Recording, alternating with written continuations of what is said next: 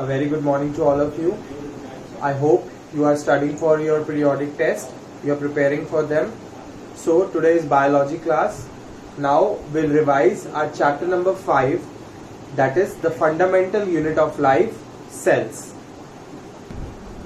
So as the name of the chapter suggests, the fundamental unit of life. Fundamental means basic, essential unit of life.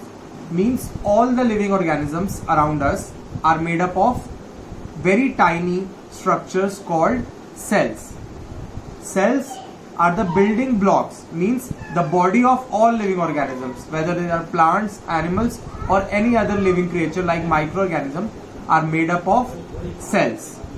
That is why the cell is the basic fundamental unit of life, structural unit of all living organisms. Structural unit means the structures, the body of the living organisms are made up of cells.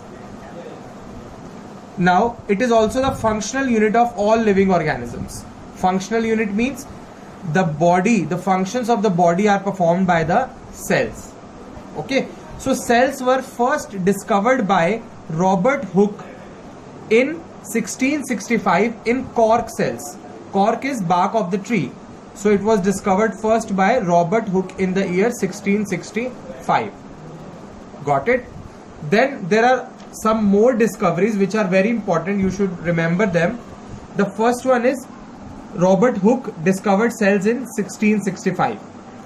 Then with the development of microscope, Robert Brown discovered the nucleus in 1831.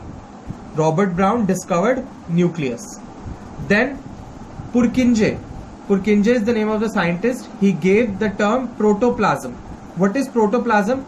The living component of the cells, which include the cell membrane, the cytoplasm and the nucleus. The living component of the cell is called protoplasm. So this term protoplasm was given by Purkinje. Next, cell theory. What is cell theory? According to the cell theory, all plants and animals are made up of cells. Means all living organisms are made up of cells. This was given by Sheldon and Chevan. Two scientists, Sheldon and Chevan. The cell theory was expanded means something more was added to cell theory by Virchow. Okay, what he said, cells arise from pre-existing cells. Like all the cells, all the new coming cells develop from pre-existing, means the older cells. Older cells give rise to the new cells. This cell theory, this point was added by Virchow. Okay. Now there are two types of organisms depending on the number of cells: unicellular and multicellular. Uni means one and cellular means cell.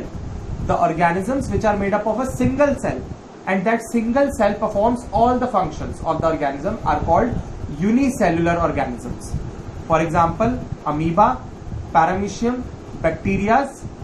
So these are unicellular. On the other hand, there are multicellular organisms. Multi means many and cellular means cell. The organisms which are made up of many cells are known as multicellular organisms. In case of multicellular organisms, there is a division of labor. Means there are so many cells. Each cell perform different function. Okay.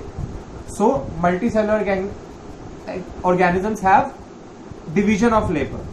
So examples are plants, animals, human beings, etc.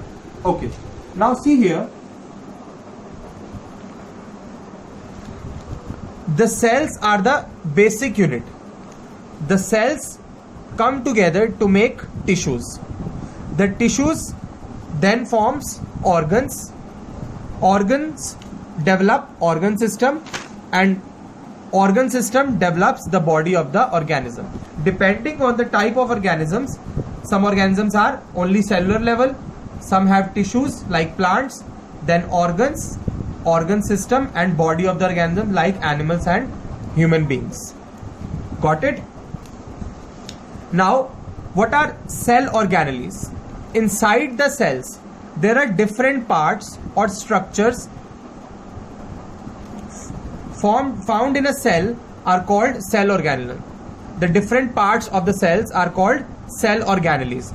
They perform different functions of the cell. Different cell organelles perform different functions of the cell. Got it?